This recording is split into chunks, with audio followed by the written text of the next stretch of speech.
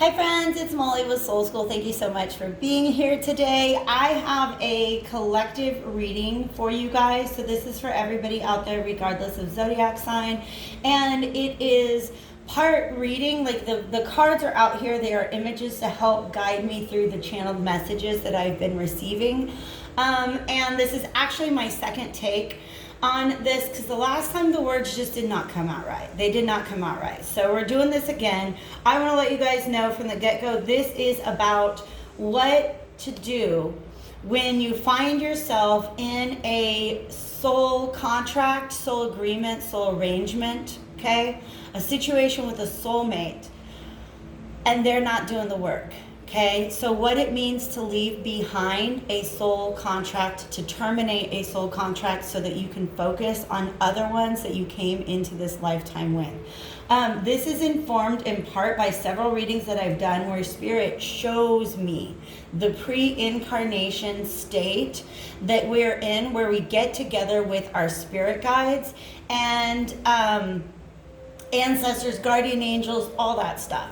And we get together and we map out the lessons, the experiences that we need to gain in this lifetime in order to provide us with the perspective we need in order to evolve our soul. All right? So that's what I'm talking about here. If you guys are interested in a personal reading, hit me up at the information below. Everything you need should be down there. There's also going to be a link to an extended. In the extended, we're going to talk about what is the best way to disconnect from that energy once you have decided that you need to walk away from or terminate a soul contract that you are involved in. Okay, so welcome. I'm going to take a quick sip of water. This is a heavy message, you guys, and this actually, this download started coming to me last night, and it's just something I've been commiserating on all day, and then Spirit was like, we got to do a reading, and I'm like, okay, all right, let's get the cards out. So I want to thank you guys so very, very much for being here. These three cards that I've got on the table, they're from the Alchemical Visions Tarot, and they are they want to go like this now. Okay, that's perfect. Thank you. And it tells the story of what happens when we find ourselves in a soul contract where the other person is they're not doing the work. They're not trying to evolve. They have lost themselves in this world. And they're completely out of touch with the fact that they came here to learn anything at all. All right? So here's an image of what that might look like, okay? So soul contracts happen. Okay, they want me to take a step back and talk about what soul evolution is all about, all right? Based on the law of one, the best way to view this is just, you guys, we're all the same consciousness, living out these different lifetimes in order to gain different experiences, to be able to see a particular situation from all sides, to gain the experience of participating in a certain dynamic from all angles, from all perspectives, all right? So karma is not about punishment and rewards. I mean, there's rewards, and sometimes it feels like punishment. It's not always pleasant, but that's mostly what happens when we're pushing against our own soul evolution, all right? So you come into this lifetime and you have come to certain agreements with people, because the goal of soul evolution is to get back to the awareness that we are all one consciousness experiencing different lifetimes, right? Seeing things from different perspectives. And while we are in our individuated souls, we partner with other people. We come to these agreements with other people, say, hey, here's a perspective that I need to gain for my soul evolution. There's a perspective that you need to gain from your soul evolution. Sometimes these are people that we've partnered with in past lives. And sometimes these are arrangements that are mediated and negotiated by our I just call it spirit squad. Right? Like our spirit guides, angels, ancestors, etc. All right? And we inform them. We inform these soul contracts. We choose to enter into these agreements because we know it's what's going to grant us the perspective and the experience that we need in order to evolve our souls. All right.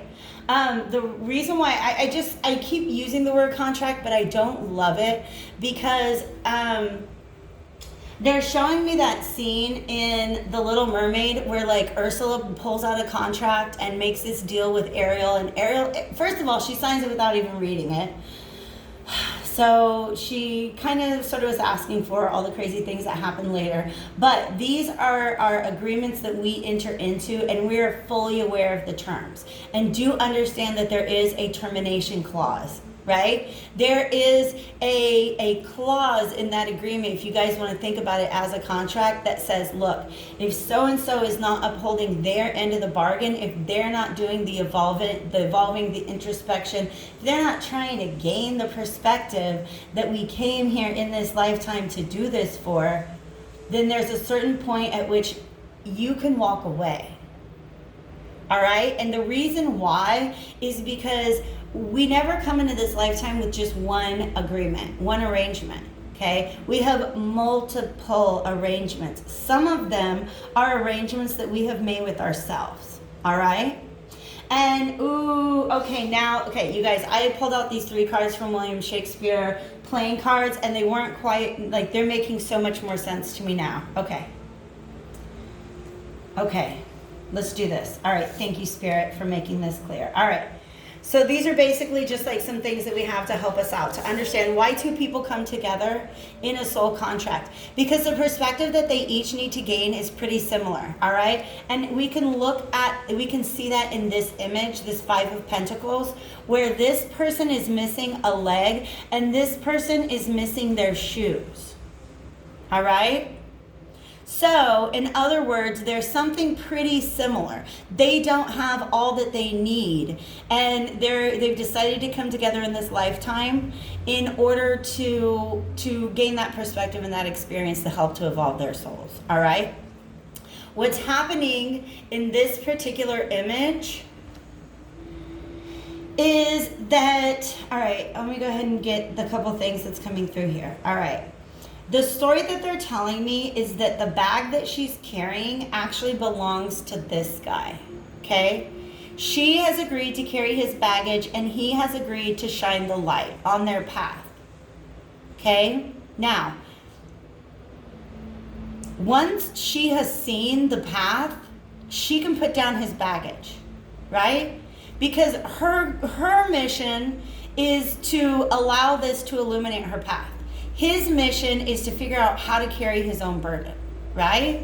Once she has learned, she's like, oh, I get it. Thanks for shining the light. Now I see the path.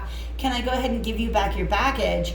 And this person is, you see how he's just kind of like, he's not looking ahead.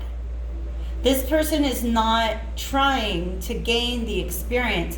This person is so lost in the mundane experience of life, so caught up in what it is to be trapped in a human body on planet Earth, that they've forgotten that they are here to gain any wisdom or insight or evolution at all, right?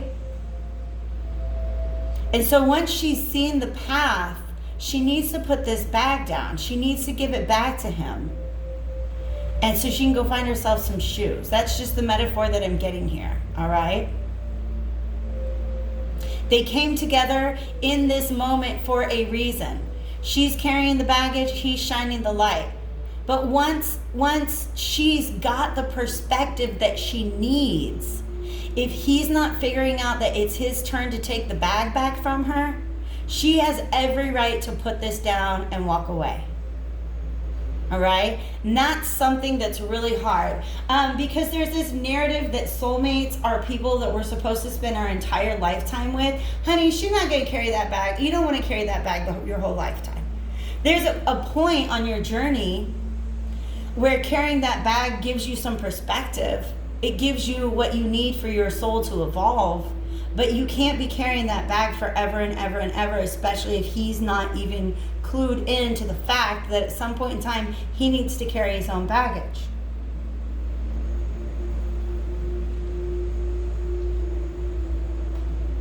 But there's this narrative that when we have a soul contract, it's for life, y'all. That cannot be the case. It cannot be the case because we have so many soul contracts with other people, and we have a lot of them with ourselves. Like, this person made the agreement to come into this lifetime without shoes. This person made the agreement to come into this lifetime without this leg. All right? So if there becomes a point in which your soul contract with another person is interfering with your soul contract with yourself, the reason she came into this life without that tool was to gain the wisdom of achieving that, right? The reason she came in this lifetime without shoes was to figure out how to get shoes. The reason he came in this lifetime not carrying that bag was to learn how to carry his own bag. All right? So this is obviously just a metaphor, but this is the way that the message is playing out in these cards. All right? It's just letting you know that once you come across a soulmate, a soul contract, that does not have to last forever. Also, you deciding to put your own soul evolution first does not make you a bad person. It really does not.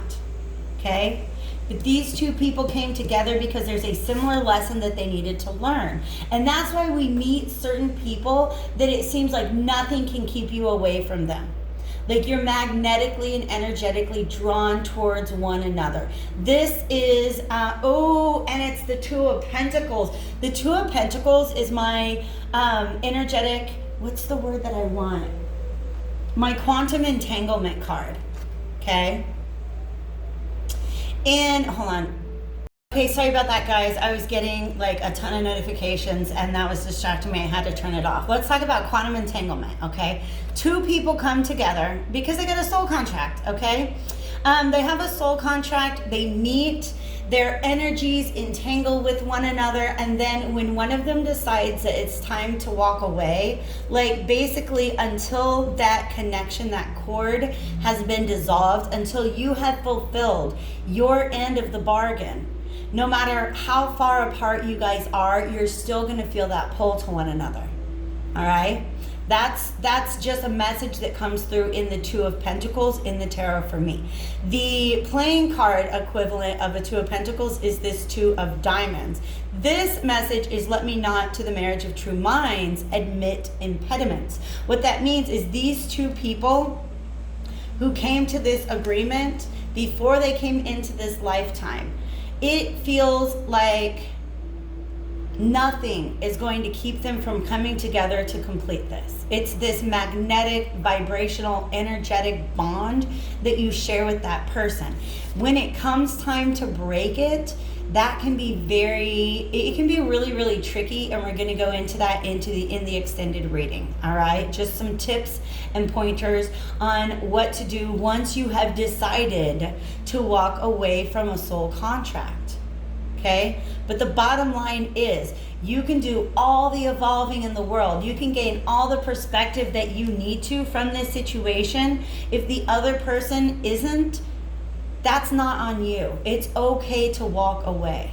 All right, it's okay to walk away. And in fact, sometimes walking away, removing yourself from that soul contract, sometimes that's what the agreement is that you made. Straight up. Sometimes walking away from that soul contract provides to them, it's almost like if you guys are two boats lost in the storm and you find your way back to shore, go back to shore. Be the lighthouse. Guide the, don't worry about whether or not that other boat makes it to shore. Just go in that direction.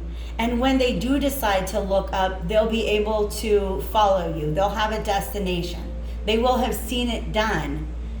And that will sometimes provide the inspiration that people need to finally learn their lesson, to gain the perspective that they need in this lifetime. All right? So let's say this person is the person who's gained the lesson, they've gained the perspective. Once that happens, there's no more growth in this situation. Five of Pentacles, it's barren. There's nothing is growing here. And it's okay to leave that, because what happens is it's no longer good for your soul. This Eight of Cups is about something that's no longer good for your soul. Something about the way this hand is holding on, like she's kind of floating over this hand, is saying that she has received the divine message. And this other person cannot, has not, all right? Sometimes the reason why people get so stuck in their lives and they forget that we're just here, souls evolving, like having experience for the purpose of soul evolution, is they get caught up in what we would like to call their own demons. And you see how this demon doesn't even know why he's a demon. He's just demoning it up because he's got all these other energies behind him that are influencing him. Okay? Some of them are archonic energies. And when I say archonic energies, it's basically like the opposite of guardian angels. They're entities that exist in this universe to try to keep you off your track. Okay? They just have a different version of what soul evolution is. All right? So let's say this is the person, you decide that you are done. You're ready to walk away from this unfulfilling situation because you've gotten the lesson that you needed from it. Okay? But they can't leave you alone because they have not. That's where it gets really tricky. Because you can walk away and still feel their energy tugging on you. And they don't know what they're doing. They're acting very, very, very unconsciously. So there are forms of energetic protection that you can engage in once you've decided that it's time to walk away. Once you decided that this is my not today Satan card. Once you've realized that no, maybe yesterday Satan, maybe the day before that, but I've gotten the enlightenment that I need and I have somewhere else to be. This devil energy is about restrictions and attachments. They are still in the contract. They haven't learned their lesson. They haven't gained the experience or the perspective that they need. And that's why they still feel bound to you, even though you feel free to walk away. Okay? Time shall unfold what plighted cunning hides. Whoever cover faults at last shame them derides. Yeah, this is a Queen of Cups energy, and this is a quote from King Lear, and all it's saying is that, you know what, you got to look out for you. This person will have their own lessons to learn once they're out of this incarnation. Maybe they'll learn that lesson sometime in this lifetime. But the next card talks about what happens when we get through this lifetime and we're kind of like, we get together to debrief with the people that we made these soul contracts with. Because this card says, the wheel is come full circle, I am here. All right? So you've gone another round in another lifetime. Okay, and a lot of people have this image of just this karmic wheel that just goes around and around and around. And I really like the way that Lisa Royal Holt describes it as a spiral. Oh my God, that's okay. You guys, look, I was wearing it the last time I tried to film this video, but I just wanted to take it off. Okay, on this angle, it looks like it's just a circle that you keep going around and around. But when you look at it from this angle, you see each time you go around this cycle, you're seeing it from a different perspective. That's what soul evolution is. That's so crazy that I put it right there where it would be in my eyesight, and I could use that as an image for you guys. All right? So here's all the souls on the other side of the veil. These are souls that are not currently incarnated, okay? And here you come. You just died and rose up to the other side, all right? And you meet that other person, okay? Understand that there's still lessons to be learned here. You're not getting failed. You're not getting flunked, okay? I don't think I said it in this video, but the last time I tried to film this video, I talked about this English class that I took. When I was in school, in college, I was a non-traditional student. I was a single mom. I think I was probably like 28 when I was in this class. And I got paired up with a bunch of like 21-year-old undergrads to do this project, and I did A-level work. Everybody else in the group did C-level work, and all together we got a B.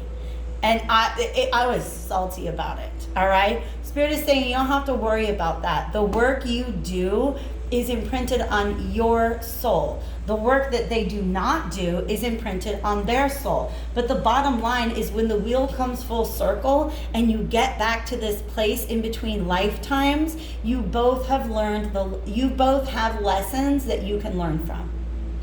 Don't feel like you're going to get a B or you're going to get failed because the other person didn't do their work. Okay? But I also feel like they want me to know there's this moment of forgiveness in the afterlife. There's always this moment. If you feel bad walking away from somebody, anybody that you are entangled with energetically, your souls are here to do something together, to accomplish something together. And you've gotten out of it what you need, and no matter what you do, they will not become enlightened. They cannot, for whatever reason.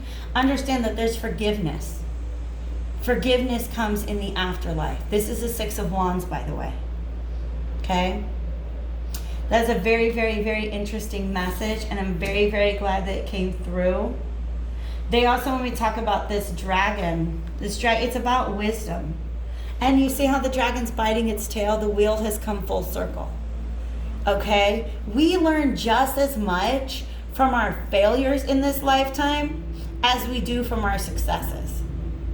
Right? It's like they may not lead us in the particular area of soul evolution that we had designed, but no experience is wasted. Everything becomes perspective. Once you get to the other side, everything becomes perspective. All right? And perspective is what helps us to heal karmic cycles. Right? It doesn't mean you're going to get just thrown back into the same lifetime and keep living that out again and again and again. We're all gaining tools that we can add to our spiritual toolbox to help us out in the next lifetime. Because it takes, you don't even understand how many lifetimes it takes to evolve through each level. Because here's the facts, you guys.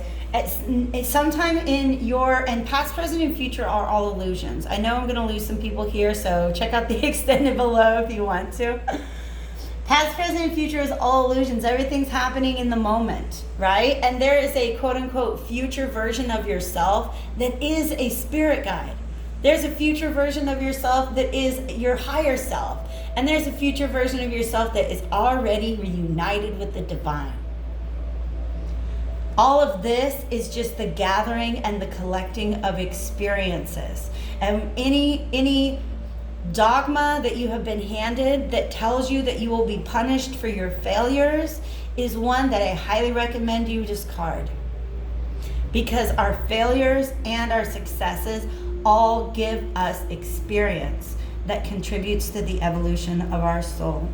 If you guys want to know what happens, what's the best way to deal when you decide you need to walk away from somebody, but you are still feeling their energetic pull towards you, that's what I want to talk about in the extended. The link to that is below. Thank you guys so much for being here today, and I'll see you back on my channel again soon.